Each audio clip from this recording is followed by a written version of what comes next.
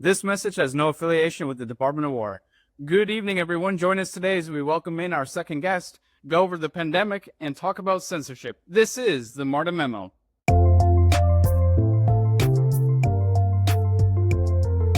The Martin Memo. All right, welcome in, everyone. Welcome to our fourth podcast. Historically, 55% of podcasts end after their third episode, so we are officially over the threshold here. Today we have the lovely honor of having my sister on here. She said, "You know what, Zachary, I really want to come see you. You're the best big brother ever." All these different things. So she made the trip up from sunny Florida to overcast to North Carolina. But it's welcome to the podcast. Thank you. I'm happy to be here. Absolutely. So when I first kind of floated this idea of having you join the podcast, I asked you what you wanted to talk about, and you had mentioned The pandemic. the pandemic. Yes, isn't that all still, unfortunately, kind of on our minds? So I guess without further ado, let's just go ahead and get into it. So go ahead and tell the audience a little bit about the wonderful person sitting in the chair here. My name is Sylvia. I'm 18 years old. I originally was born in Wisconsin, and then when I was around 9 years old, that's when we all moved down to Florida. And I went to public school up until I was about, I believe, 15 years old. And that was a few months into my sophomore year of high school. And then we decided we're going to travel and to get an RV. So I left public school, then went to online school, and then I did all 3 years of high school within a year. So I graduated when I was 16. And then from there, I just started working. And then next month, I'm leaving to go into the Air Force. I ship out next month. So That's exciting. Are you excited? oh, I'm excited but nervous. It's definitely going to be a challenge, which I'm looking forward to. Absolutely, it definitely will be.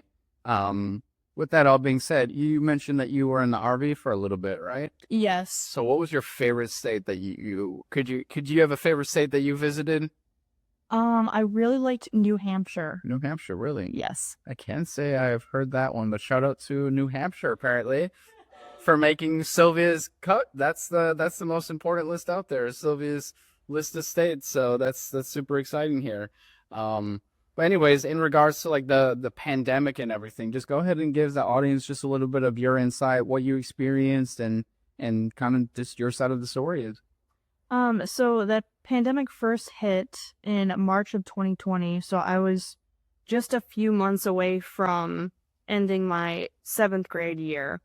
And I found out during spring break that it was going to be extended. And I was very excited because I was like, okay, well, I don't really like school that much. So I was happy about it.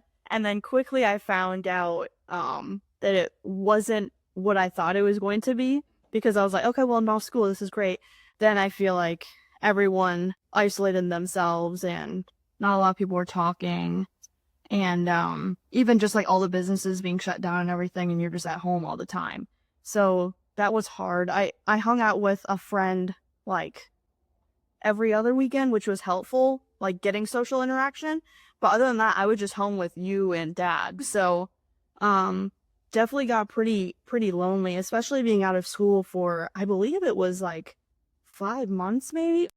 And that's a long time. And a lot of kids didn't even go back that August. So we lived in Florida, so we had the opportunity to go back in August, and a lot of my friends didn't go back. So that was really hard for me, like coming back to school, and then I don't really have that many friends there. So even like my 8th grade year was really tough too.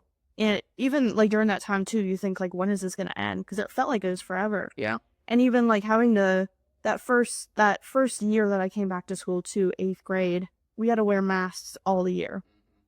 And like a lot of people liked it because they got to like hide their face, but I hated wearing the masks because I just felt like I just looked stupid. So that full year too, I was very self-conscious. Yeah. So yeah, it was a tough time. Yeah, I would agree. I remember that was my senior year of high school, and at first kind of, okay, yeah, cool, we're getting a couple extra weeks. This is exciting. And then it quickly just the way the information, cause at first it was only a week, then it was 2 weeks. Okay, maybe it's the end of the month. Okay, and just kept escalating like that. And I ended up missing. I was about to go to districts for tennis. I was a big tennis person at the time, so I was looking forward to that. Our prom was only a few weeks away, so that got ended. All these different things, and I didn't really have a good ending to my senior year. And I know a lot of my classmates who experienced that same situation and those same feelings. Instead of having, the big senior year that we were promised, instead we just had little yard signs that you could put in your front yard saying, my child to graduate at insert the high school here. So I know it was definitely a tough time. And even like graduating, it was, you got in your car, you went to the school, you walked up to the principal, you picked up your diploma, you took a quick, social distance photo, and then you got back in your car. So it was no graduation at all. It was very, very sad. And at that time, I was depressed. I put on a lot of weight. I was eating peanut butter by the container at the time. I don't know why, but yeah, it was a very tough time for a lot of people, and especially at around our age demographic. I know that's who got hurted and affected the most here. Sure. One thing that I do want to go over too in that regard is kind of like the censorship that was also happening during that time. I did a little research and everything like that, and I just also remember this. But the top 3 lies that I want to go over is the Wuhan lab leak. They pitched that the news and media when that first came out. Oh, that's a far right wing extremist phrase. It did not come from Wuhan. It wasn't a lab leak. All these different things, and then boom, it ended up being reality that it did come from the Wuhan lab. And then the other thing, the vaccine efficiency, 95% effective. Well, we're still seeing now that was not the case at all. And if you're one of the high risk people, 100%, I understand you should get that, right? Also, like if you're obese, because that was a big one that people didn't want to talk about, but people being obese had a lot more adverse reactions to getting COVID than slimmer people, right? So those were things that were just very misconstrued and misled by the media. 95% effective. Come to find out, that was not the case at all. And then the third one that I really want to go over that you kind of touched on was the masks. They say, oh, masks helps. It doesn't matter what kind of mask, as long as you're wearing a mask. Well, it turns out that unless you're wearing an N95 mask or something equivalent or greater, that those masks did not do boo hockey, if you will. So, I feel like the COVID definitely, I know a lot of people, they felt some sort of like social anxiety. They felt like they couldn't be comfortable in their own skin. We're still seeing the effects to this day. I helped run a program and still help run this program, about getting soldiers out of the barracks, getting soldiers kind of within other soldiers in community. And that's kind of been stripped. And you see it also in churches too. After COVID hit, it's slowly coming back, I feel like, but we're still not there before pre-COVID. A lot of people still want to be isolated. They don't really want to interact. The most interacting they want to do is on the screen. Can you kind of talk about, like, even with your friend circle, is it more on the screen, or what's going on in that case? Well, now, it's definitely more in person. Especially after going through COVID, I understand that having a relationship over like social media and stuff, that's just like not really fulfilling. Like I feel like it's much more fulfilling to get together with people, talk, communicate. But even like when I went back my 8th grade year, all those kids were very, very social in 7th grade. Like everyone would talk to each other, everyone was friends. It was great. And when I went back in 8th grade, everyone was silent for weeks. It was like the strangest thing. Because no one felt comfortable to talk. Everyone was very insecure, and just going 5 months without speaking to anyone, when you come back and see your friends again, it's not the same. Yeah. And even like the kids that were out much longer than just the 5 months, they were out a year and a half. I can't even imagine coming back to school after all that time. So definitely a lot of effects. And also, I just can't even imagine being like even younger. Like imagine being 7, 8 years old and you're out of school for a year and a half. And you're like, especially at that time, no one was really prepared for it. So online school wasn't really the greatest at that time. So, and that you see that also today, all the like reading and math levels, people are not where they should be. Right. It's below where they should be, the average. So you can even see that today. Yeah, and especially if you look at the education system, and well, first of all, when the education department was established under Jimmy Carter, well, it just started going downhill from there. But especially during COVID, I feel like it really started just going downhill, a dramatic drop. Maybe it was a steady, and then COVID hit, and it just plummeted. But we're still seeing these lasting effects today because of COVID, and hopefully it's going to start on the upward trend, but I don't see it as of yet. And yeah. I agree. And also factoring like AI and ChatGPT, like a lot of these kids just look to that, right? Instead of actually focusing and learning. They'll just have like an out.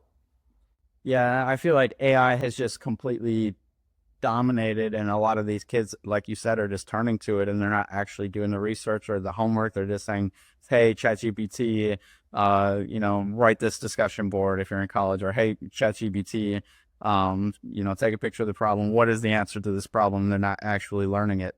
So, unfortunately, that is another result that has happened lately. That's another blow to the education system itself. But as far as like COVID, I feel like we're starting to finally get to a point to where people are starting to get out and socialize more and get out there. But I know that it almost stumps your emotional intelligence growth when you're isolated for that long, and it really it hinders you. So I would agree to those points as well. I know it hindered me for a little bit. Thankfully, breaking through the shell and naturally have made kind of a social butterfly. But every day it gets a little bit better because that was just a really tough 2 years in a sense. It was about 2 years. For sure. Yeah. For sure. So now I do want to turn into some lighter, easier things and some fun topics. But before we move on, what would you do differently during the pandemic? I would get off my phone more. Yeah. Because a lot of my days during that time, I would be on my phone or on my iPad for like 9 hours a day, 10 hours a day, which is understandable because there wasn't much to do. You were just stuck inside all the time. But I wish that I would have like read more or just learn more. Yeah. I'd say I would probably go around the same lines. I would have focused on building up this vision that I've had for a while. So probably just educating myself more as far as like reading books and getting out there and starting this organization younger. Because if I would have started it back then, who knows how big it could be right now. So I would have probably done that and just educating myself more on issues such as these. Yeah. Totally. For sure. All right, now let's go ahead and move on to the more fun topics, if you will. So our entire family is a big fan of Adam Sandler. Yes. What is your favorite Adam Sandler movie? Top 3, Click is a great one because it's emotional and that's unlike most other Adam Sandler movies, I would say. And I think that there's a deeper meaning to it. I also really like Blended. I was a big fan of Blended when I was younger. And also 50 First Dates. 50 First Dates is my favorite. I think that's the first Adam Sandler movie I've watched, or I ever watched.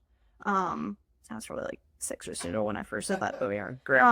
Yeah, but I thought that Adam Sandler was great in that movie and Drew Barrymore. I just kind of like fell in love with both of them when I first watched that movie. How about you? I would have to say I have to go with probably Happy Gilmore or Billy Madison. And I think Happy Gilmore has a little more meaning to me because, first of all, I love sports. And then second of all, there were the critics, the people that watched the movie beforehand, and they said that the Adam Sandler, the Happy Gilmore movie was a flop. Like, he's going to lose his career. No one's ever going to want to do anything. Like, it's such a terrible movie and all these different things like that. And it ended up being one of the most, I would say, arguably one of the top comedy movies of all time, and is still relevant to this day, and everyone's still streaming it. I mean, they just made a Happy Gilmore 2 for crying out loud. But I mean, it just goes to show you too that even the critics are 100% wrong and block out all that noise and focus on you, focus on your mission and what you want to do in this life. You know, you're only limited on this earth for so long, and at any moment, the good Lord could call you back home. So, do what you want to do and believe in yourself. That's some of the big things that I can get out of that. So ignore those critics out there. You're doing great. But let's go ahead and move on to another one. What are you most looking forward to in the Air Force? I would say meeting new people, Yeah. creating friendships. Yeah, for sure. And with my career as well, I'm very excited for my career in the Air Force. I just found out a few days ago that I got the job I wanted, which is a mental health technician. Yeah. So I'm really excited about that because that's my passion. I wanted to someday become a psychologist. So If you would have loved last week's episode, we had the big man himself in the chair. yeah, that was a great episode. Well, I'm glad you listened. Yeah. But that's definitely what I'm most looking forward to in Air Force. Okay, I love that. You'll definitely do a lot of that. There's a plethora of different types of people in all shapes and sizes within the military, so you're going to really enjoy that. One of the last questions I have for you is, if you could pick one superpower, what superpower are you picking? I would say teleportation, just because it would save a lot of time and money. Okay. And it would just be nice to like snap your fingers or whatever and be wherever you want. Snap your fingers, go on vacation real quick. Exactly. Weekend, Yeah. you know. Yeah, I like that one. I'd say that's within my top 2. What's your favorite? No, my favorite is the power to control time. Think about it. You know, you could stop if you are running late. You know, you can stop time quick. Make sure you show up to your job, or if you're a little tired, you know, get an extra 30 minutes of sleep in, stop the time. You know, if you want to take an extra second to, like, you're in an interview, to think about a question and think about how you can ask it or answer it, excuse me, you know, you can stop time right there and think of a better answer than what you might initially give. So yeah, I would stop time. Yeah, that's a really good one. Yeah, 100%. So, you know, it's been a pleasure having you on the podcast, and you know, we're always looking for more people to join in. So we're just glad that you had the opportunity this week, and we look forward to having you next time on the air, hopefully as an airman, right? Oh, That's what they call you over there? Yep. Yeah, not soldiers. Who? Yeah, air. Oh, but thank you for having me. This is very fun. Yeah, this is great. This is great. So, you know, thank you for joining, and I guess I'm stuck with you for a few more days. You're welcome, Mom and Pops, who are listening, for being your punching bag, because you know she's making fun of me here for the last few days. For sure. It's been fun. But yeah, all right. Well, folks, that's all we have in store for today. I will see you back here on Friday as we do the weekend review. And then additionally, make sure that you share your thoughts on X, follow us on Facebook and Instagram at the Martin Memo, and let this community grow together. Now, in case I don't see you, good morning, good afternoon, and good night. This is the Martin Memo.